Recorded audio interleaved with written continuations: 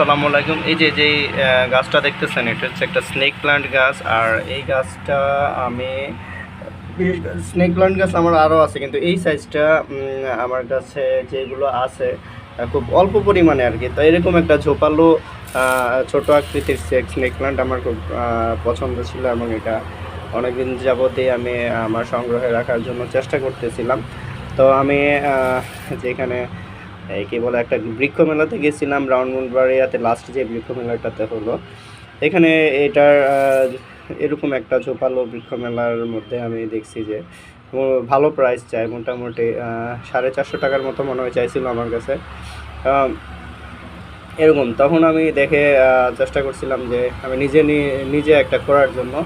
তো এরকম আমি যেটা লাগাইছি এরকম 2-3টা পটের মধ্যে লাগাইছি, এবং এটা আস্তে আস্তে হচ্ছে, গ্রো করতেছে, বাট এইরকম এত বেশি ঘন হয় নাই আমার একটাও।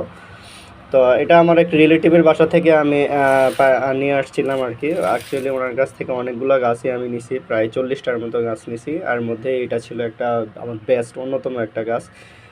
এই গাছটা আমার খুব পছন্দের একটা গাছ, এবং এটা অনেক দিন যাবতই আমার কালেকশনে রাখার চেষ্টা করতেছিলাম। যাক, ফাইনালি এটা পেয়ে গেলাম।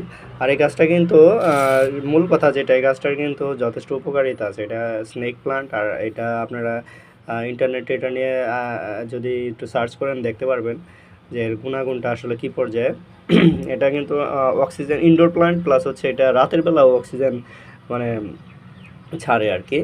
তো সেই ক্ষেত্রে এই গাছটা আপনারা ইচ্ছা করলে ঘরে রাখতে পারেন, ভালো হবে। তো এই হচ্ছে আমার এই গাছের পটটা খুব একটা সুন্দর না, বাট গাছটা খুবই মানে ইউনিক, আমার জন্য খুবই ইউনিক। আমি এরকম একটা গাছের জন্য আজকে প্রায় 5-6 বছর যাবৎ অপেক্ষা করতেছিলাম যে এত সুন্দর, এত ঘন আর কি, এত ঘন একটা স্নেক প্ল্যান্ট যদি আমার হতো তাহলে ভালো হতো। তো যাই হোক, ফাইনালি এটা পেলাম। আল্লাহ হাফেজ।